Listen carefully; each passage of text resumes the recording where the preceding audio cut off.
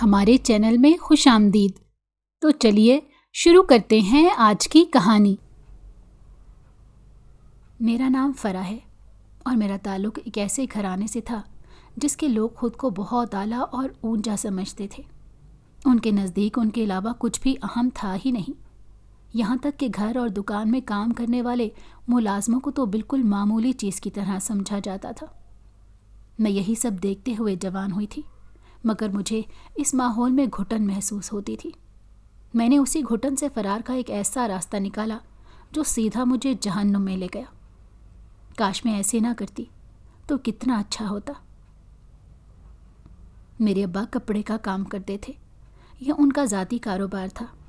ان کی ایک بہت بڑی دکان ہمارے شہر کے مین بازار میں تھی، اور چونکہ یہ کام میرے دادا نے اپنے دور میں شروع کیا تھا، اس لیے مارکیٹ میں دادا کے بعد ابا کی وجہ سے دکان کا اچھا خاصا نام بن چکا تھا۔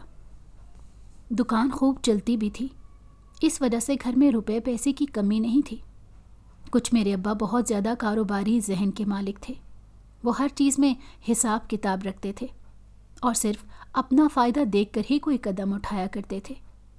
یہی وجہ تھی کہ انہوں نے اپنے ابا کی چھوٹی سی دکان کو جب سنبھالنا شروع کیا تو قسمت کے دروازے بھی ان پر کھلتے چلے گئے اور روپیہ پیسہ ہاتھ کی میل بننے لگا۔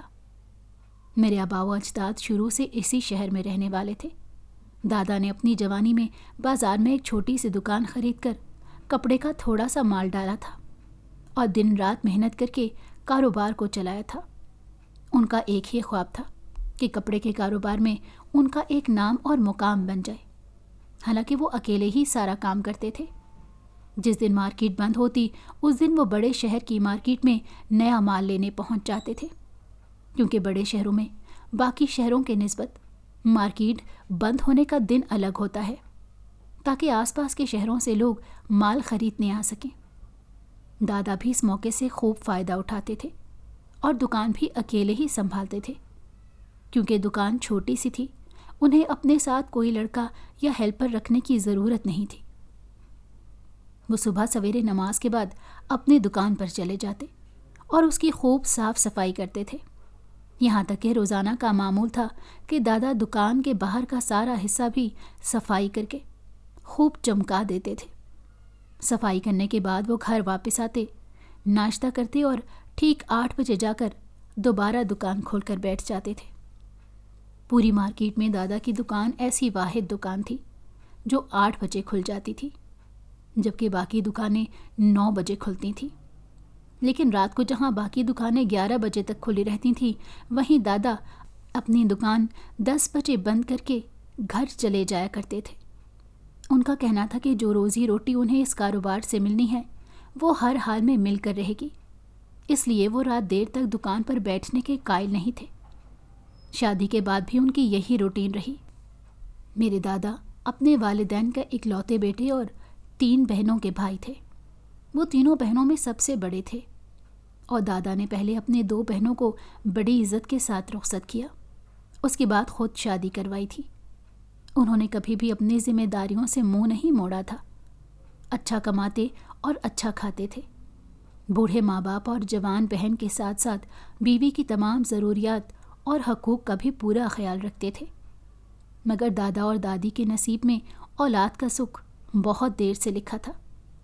شادی کے 5 سال بعد دادا دادی کے ہاں میرے ابا کی پیدائش ہوئی، اور وہ اپنے ماں باپ کے اکلوتے بیٹے ثابت ہوئے، کیونکہ دادا کی پھر تو 3 بہنیں تھیں، مگر میرے ابا کی کوئی بہن بھی نہیں تھی۔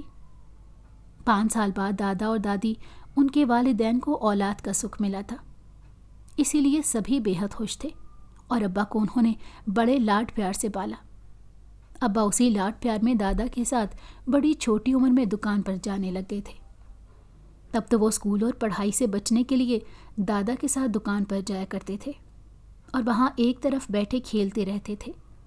مگر جیسے جیسے تھوڑا وقت گزرتا گیا تو انہوں نے اپنے ابا کا ہاتھ بٹانا شروع کر دیا۔ وہ 5 جماعتیں پڑھ چکے تھے، حالانکہ انہیں پڑھائی کا کوئی شوق نہیں تھا، لیکن ماں باپ کی لاکھ کوششوں کی وجہ سے وہ 5ویں تک جا پائے تھے، مگر پرائمری پاس کر کے آگے پڑھنے کے لیے تیار نہیں تھے۔ ابا نے دادا کے ساتھ ہاتھ بٹانا شروع کر دیا چھوٹا موٹا حساب کتاب لکھ کر دیتے۔ حساب کتاب کی وجہ سے ہی دادا نے ابا سے کہا کہ بس میٹرک تک کسی طرح تعلیم حاصل کر لو، اس کے بعد چاہو تو آگے پڑھنا، ورنہ میں تمہیں بالکل بھی نہیں کہوں گا۔ تب ابا نے زبردستی دل پر پتھر رکھ کر 6ٹھی کلاس میں داخلہ لے لیا اور جیسے تیسے 8ویں پاس کر کے ضد پکڑ لی کہ اب اسکول نہیں جاؤں گا بلکہ دکان سنبھالوں گا۔ کاروبار میں ابا کا خوب دل لگتا تھا۔ وہ دکان پر آنے والے گاہکوں کو اپنی باتوں سے ایسے گھیر لیتے کہ کوئی بھی کپڑا لیے بغیر خالی ہاتھ واپس نہیں جاتا تھا۔ دادا کو ابا کا یہ ہنر بڑا پسند آیا۔ پھر انہوں نے بھی ابا پر پڑھنے لکھنے کا زور نہیں ڈالا اور باقاعدگی سے اپنے ساتھ دکان پر بٹھانا شروع کر دیا۔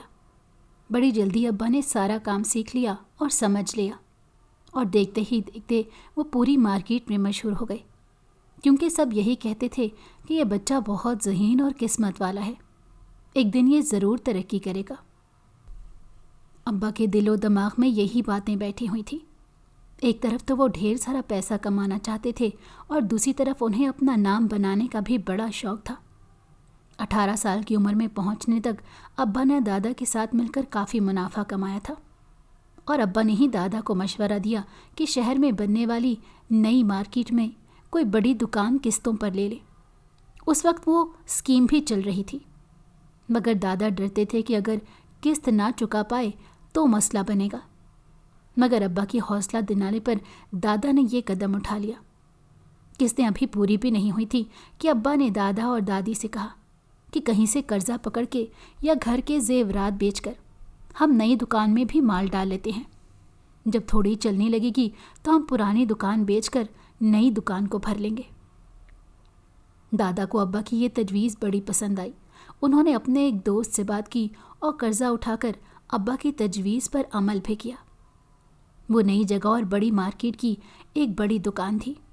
قرضے کی رقم سے کچھ پیسہ ابا نے دکان کی ڈیکوریشن میں لگایا، باقی مال اٹھا لیا، اور ابا کو لوگوں کو شیشے میں اتارنے کا ایسا ہنر آتا تھا کہ پتہ نہیں کیسے انہوں نے ہول سیل مارکیٹ میں بیٹھے ایک بہت بڑے ڈیلر سے بات کر کے ادھار پر مال ڈلوا لیا تھا۔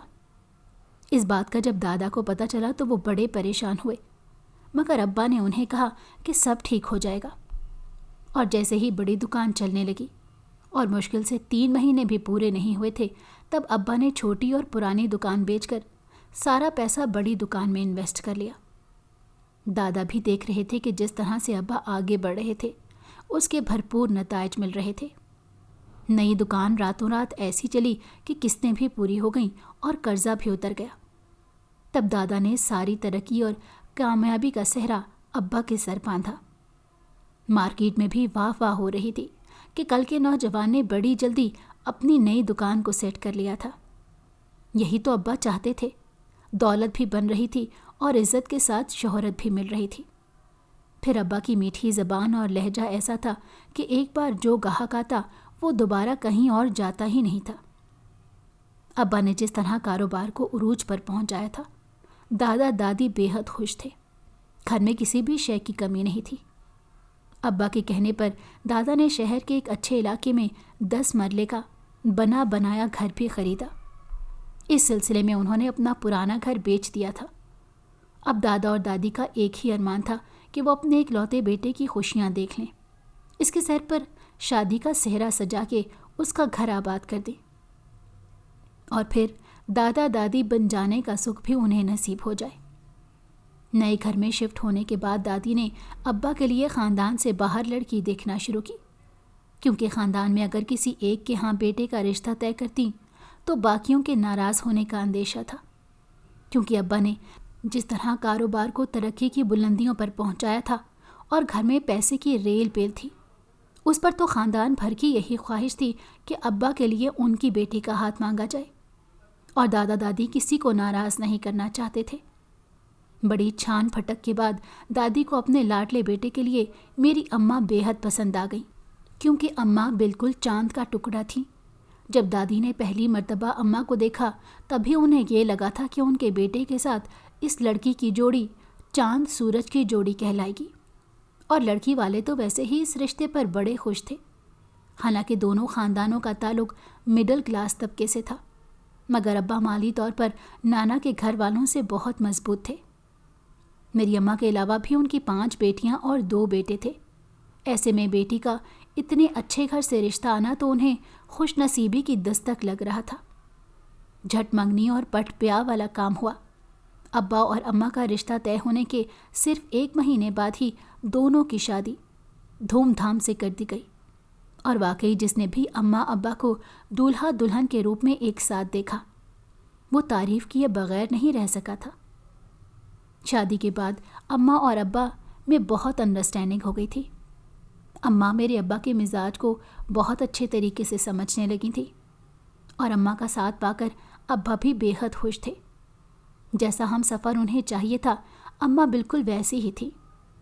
چونکہ ابا اکلوتے اور ماں باپ سمیت دادا دادی کے بھی بہت لاڈلے بیٹے تھے، اوپر سے انہوں نے شروع سے ہی خود مختاری کی زندگی گزاری تھی۔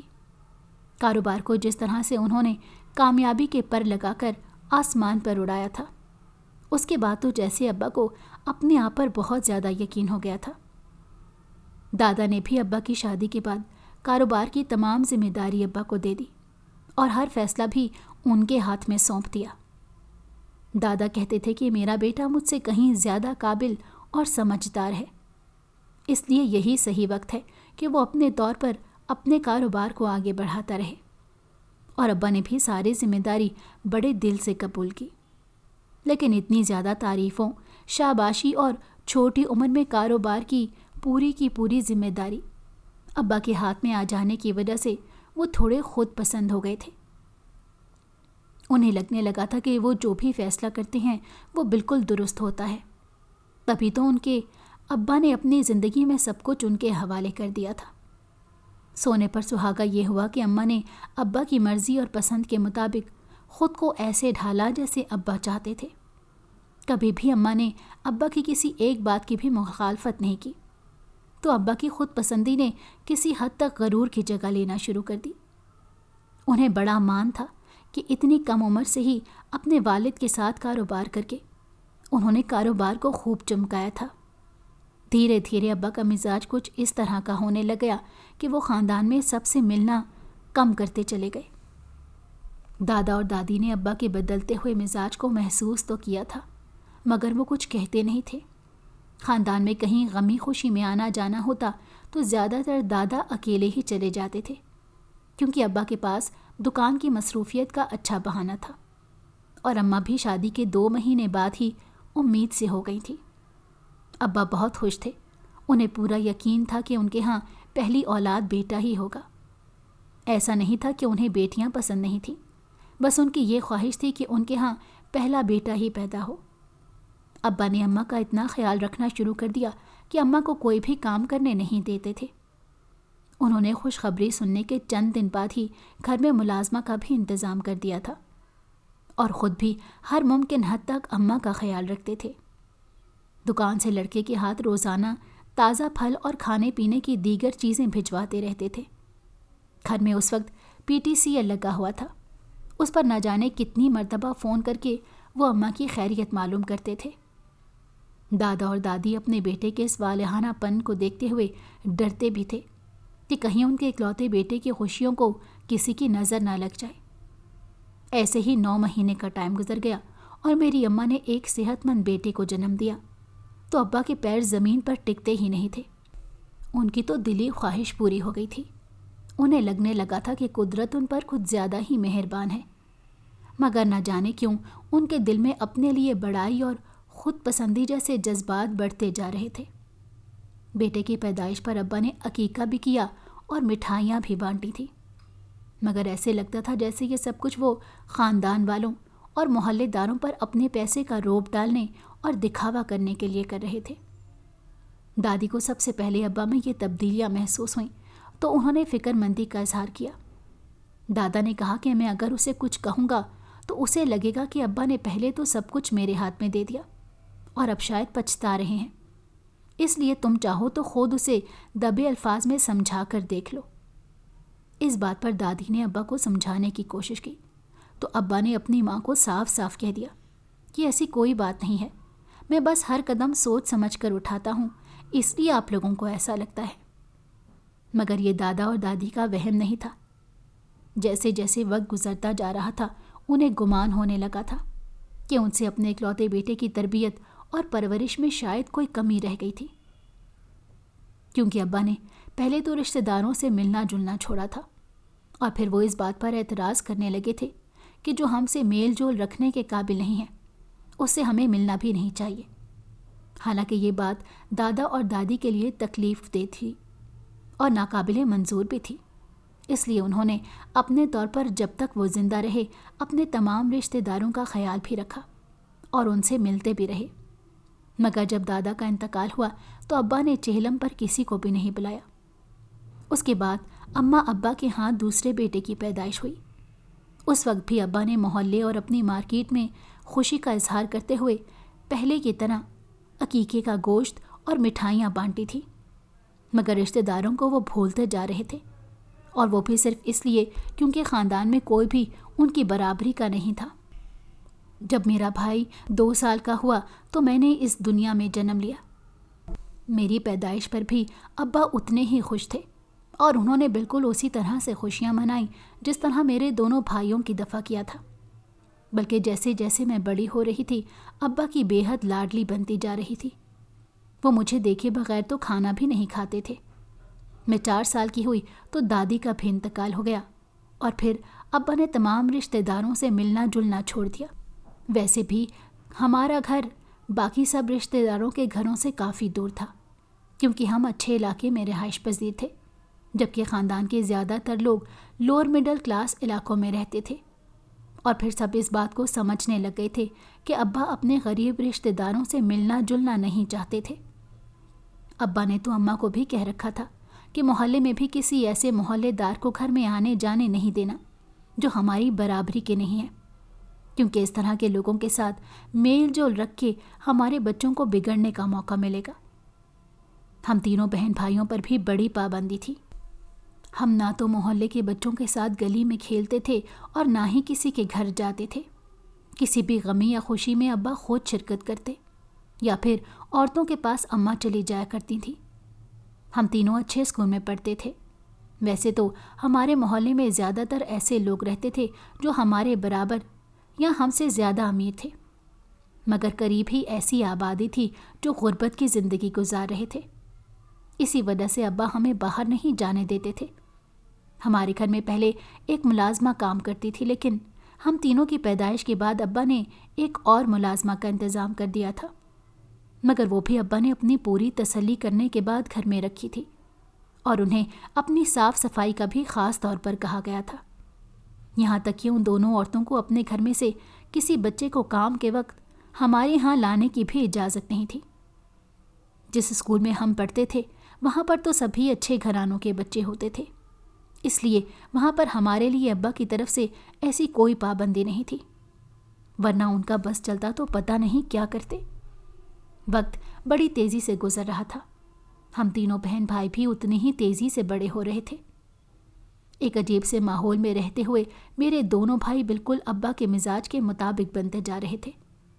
وہ تو ابا کی طرح نہ صرف لوگوں کو حقیر سمجھتے تھے، بلکہ انہیں روپے پیسے پر ابا سے بھی زیادہ غرور ہوتا جا رہا تھا۔ میں بھی اسی گھر میں پرورش پا رہی تھی، مگر مجھے یہ سب کچھ اچھا نہیں لگتا تھا، کیونکہ میری اماں ایسی نہیں تھی، لیکن ابا کے مزاج کی وجہ سے وہ بھی سب سے دور ہی رہتی تھیں۔ گھر میں کام کرنے والی جو دونوں اکرانیاں آتی تھیں وہ مجھے بہت اچھی لگتی تھیں، کیونکہ وہ دونوں ہی مجھ سے بہت پیار کیا کرتی تھیں، مگر اماں مجھے ان سے بات کرنے اور گھلنے ملنے سے منع کرتی رہتی تھیں، کیونکہ ابا کو پسند نہیں تھا۔ ایک مرتبہ میرے کہنے پر ہی ایک ملازمہ نے اپنے ہاتھوں سے کوئی چیز میرے منہ میں ڈالی تو اچانک سے ابا نے دیکھ لیا تھا۔ وہ اسی وقت باہر سے آئے تھے۔ اس بات پر انہوں نے اتنا ہنگامہ کھڑا کیا کہ سبھی پریشان ہو گئے تھے، اور اسی بات سے میرے دل میں ایسے روپے پیسے کے لیے نفرت کی پہلی چنگاری پھوٹی تھی، کیونکہ مجھے ایسے لگتا تھا کہ اسی روپے پیسے کی وجہ سے ابا اور بھائی انسانوں کو انسان نہیں سمجھتے، اور شاید وہ سب ایسے ہی ہوتے ہیں جن کے پاس دولت ہوتی ہے، اور کچھ قدرتی طور پر ہی میرے اندر غریبوں سے ہمدردی کے جذبات پیدا ہوتے جا رہے تھے۔ میں کبھی اماں کے ساتھ مارکیٹ جاتی تو لازمی مانگنے والوں کو کچھ نہ کچھ دیا کرتی تھی۔ اس وجہ سے اماں نے مجھے اپنے ساتھ لے جانا ہی چھوڑ دیا تھا، کیونکہ انہیں لگتا تھا کہ اگر ابا کو اس بات کا پتہ چلے گا تو وہ اماں سے خفا ہوں گے۔ حالانکہ کسی کی مدد کرنا یا کسی کے ساتھ ہمدردی سے پیش آنا کوئی برائی نہیں ہے۔ جب ہم تینوں بہن بھائی جوان ہو گئے تو میرے بڑے بھائی نے میٹرک کرنے کے بعد ابا کی دکان پر بیٹھنا شروع کر دیا، مگر وہ آگے بھی پڑھ رہا تھا۔ وہ بھی ابا کی طرح پکا کاروباری ذہن رکھتا تھا۔ ابا کے ساتھ مل کر کاروبار کو بڑھانے کے نئے نئے آئیڈیے دیتا رہتا۔ بس جب بھی وہ دونوں گھر میں اکٹھے بیٹھتے تھے تو ان کے درمیان یہی باتیں چلتی تھیں۔ ہم سب رات کا کھانا لازمی اکٹھے ہی کھایا کرتے تھے، کیونکہ باقی سارا دن تو سب کی اپنی اپنی مصروفیات ہوتی تھیں۔ چھوٹا بھائی میٹرک کرنے کے بعد کالج جانے لگا تھا۔ وہ آگے پڑھنا چاہتا تھا۔ اسے ابا کی دکان میں کوئی دلچسپی نہیں تھی۔ ابا نے بھی اسے دکان پر بیٹھنے کے لیے مجبور نہیں کیا۔ اسی طرح میں بھی میٹرک کے امتحان دینے والی تھی۔ اس کے بعد میرا ارادہ بھی یہی تھا کہ اپنی تعلیم مکمل کروں گی۔ ہمارے گھر میں ہم تینوں پر کسی قسم کی کوئی روک ٹوک نہیں تھی۔ میں اپنی سہیلیوں کے ساتھ بھی گھومنے پھرنے یا شاپنگ پر چلی جایا کرتی تھی، اور میری سبھی سہیلیاں جانتی تھیں کہ میرے ابا کی اپنی بہت بڑی کپڑوں کی دکان ہے۔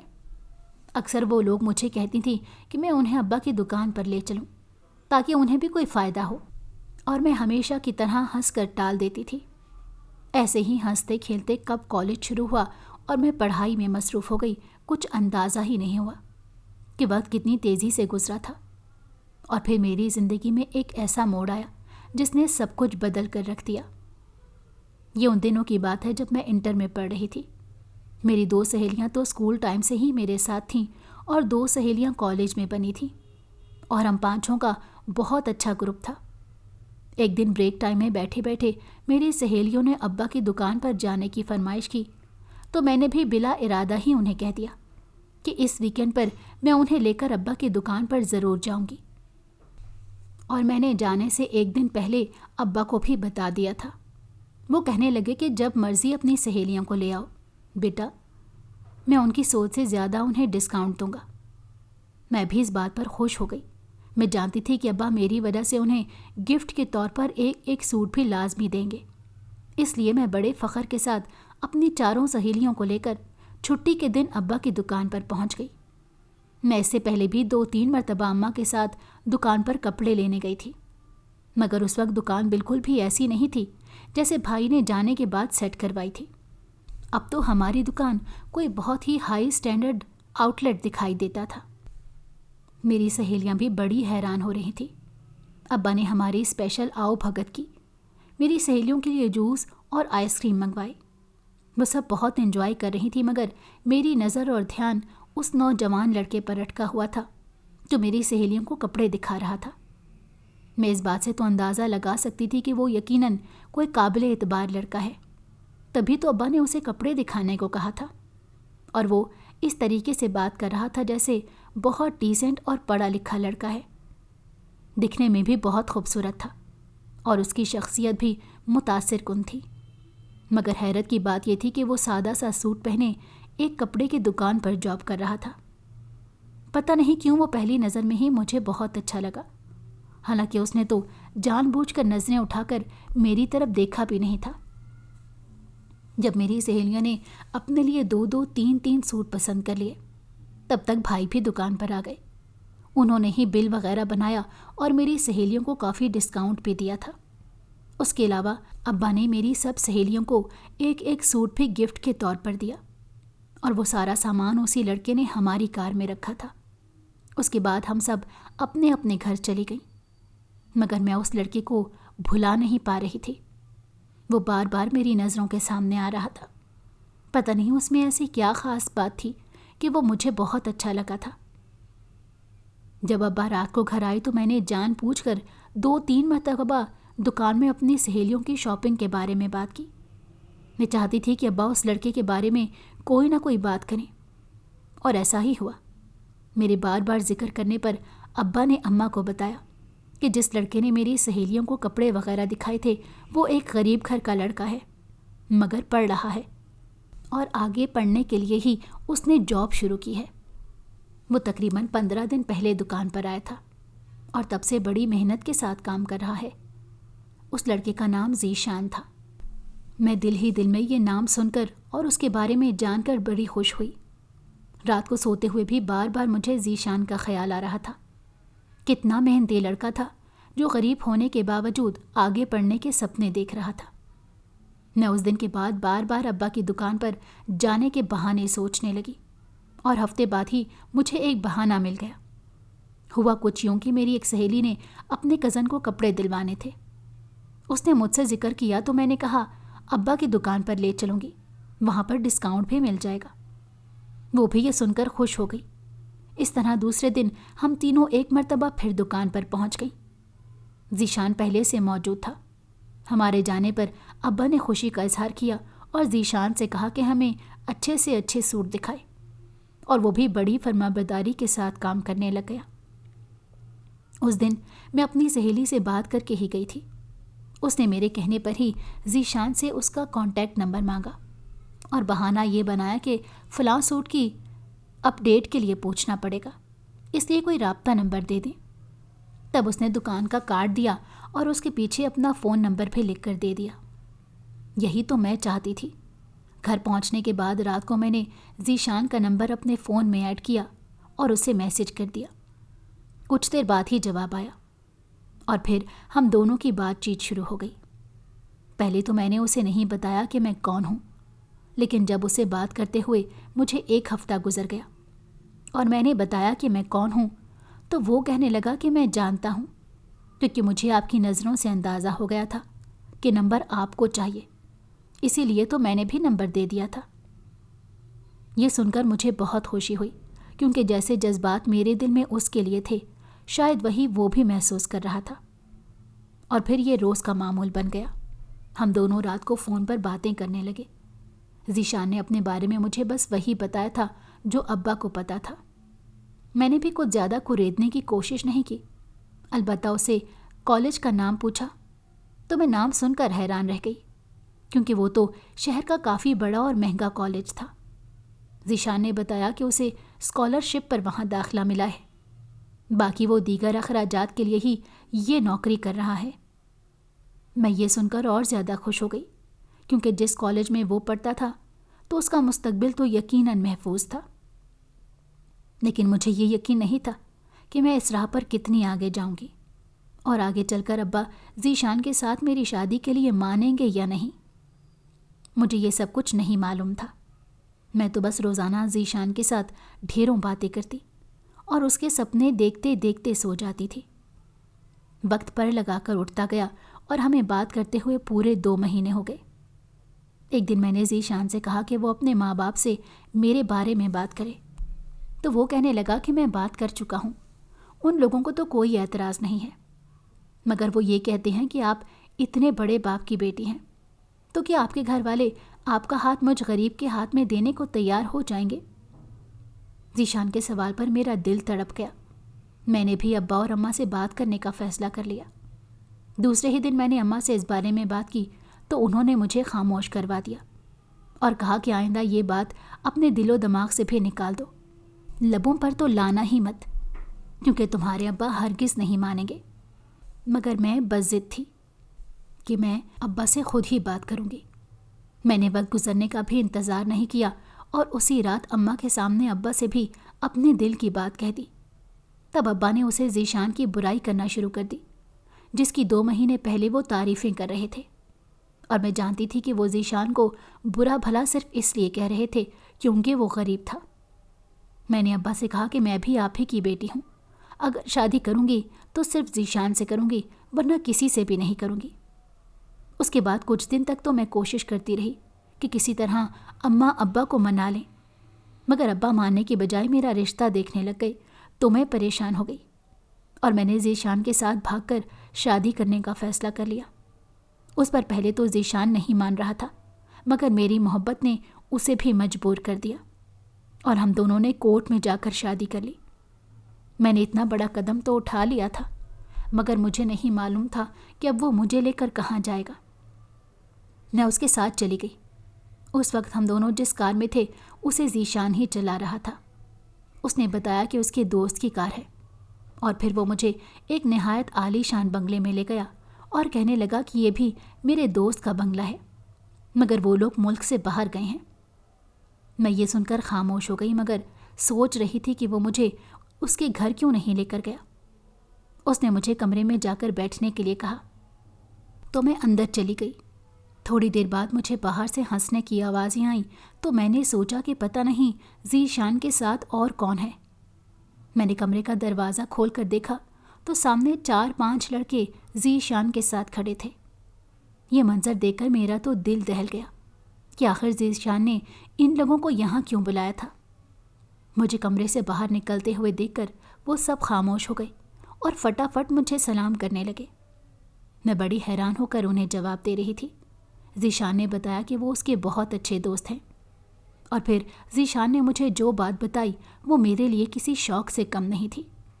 वो कहने लगा कि दरअसल मेरी उन लोगों के साथ शर्त लगी थी कि मैं किसी गरीब की तरह 3 महीने की ज़िंदगी नहीं गुजार सकता, और इसी चैलेंज को कबूल करते हुए मैंने तुम्हारे अब्बा की दुकान में झूठ बोलकर नौकरी कर ली।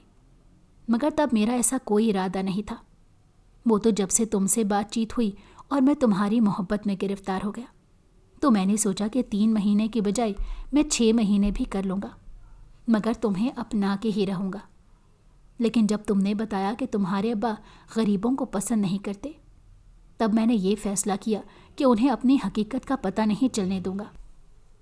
दरअसल ये घर भी मेरा अपना है और वो गाड़ी भी मेरी ही है। मेरे मम्मी पापा मुल्क से बाहर गए हुए हैं, मगर वो अच्छी तरह जानते हैं कि मैं आज तुमसे निकाह कर चुका हूँ और उनके आते ही हमारा ऐसा शानदार वलीमा होगा कि दुनिया भी देखेगी और तुम्हारे अब्बा भी देखते रह जाएंगे। ये कहते हुए ज़ीशान ने मुझे आंख मारी थी तो मैं भी बेख्तियार मुस्कुरा दी और उसके दोस्त भी खूब हंसने लग गए। लेकिन मुझे यकीन ही नहीं आ रहा था कि मैं जिस ज़ीशान की बीवी बनी हूँ वो इतना ज़्यादा दौलतमंद है। ऐसे ही 1 हफ्ता गुजर गया और फिर ज़ीशान के मम्मा पापा भी वापस आ गए। वो मेरे लिए बहुत सारे तोहफे लाए थे और मुझे बहुत प्यार से मिले थे। 3-4 दिन बाद उन्होंने शहर के सबसे बड़े होटल में वलीमे की दावत रखी और अम्मा अब्बा को भी फ़ोन करके इनवाइट किया। मैं नहीं जानती थी कि अब्बा क्या समझे थे या क्या नहीं, मगर जब वो लोग वलीमे के लिए होटल में आए तो उनके चेहरे से हैरत साफ नज़र आ रही थी। हालांकि वो मेरे लिए बहुत सारे तोहफे तोहफ़ लाए थे, क्योंकि जब मेरे ससुर ने उन्हें कॉल की थी तभी उन्हें पता तो चल गया था कि हकीकत क्या है। लेकिन अब्बा काफ़ी शर्मिंदा से लग रहे थे, मगर मैंने अब्बा और अपने बाकी घर वालों के आने पर बेहद खुशी का इजहार किया। और फिर वलीमे के अगले दिन मैं ज़ीशान के साथ अपने घर वालों से मिलने भी गई। तब अब्बा ने मुझे कहा कि वादा करता हूँ आज के बाद किसी को भी हकीर नहीं समझूंगा, और ये सुनकर मेरे दिल में एक सुकून उतरता चला गया।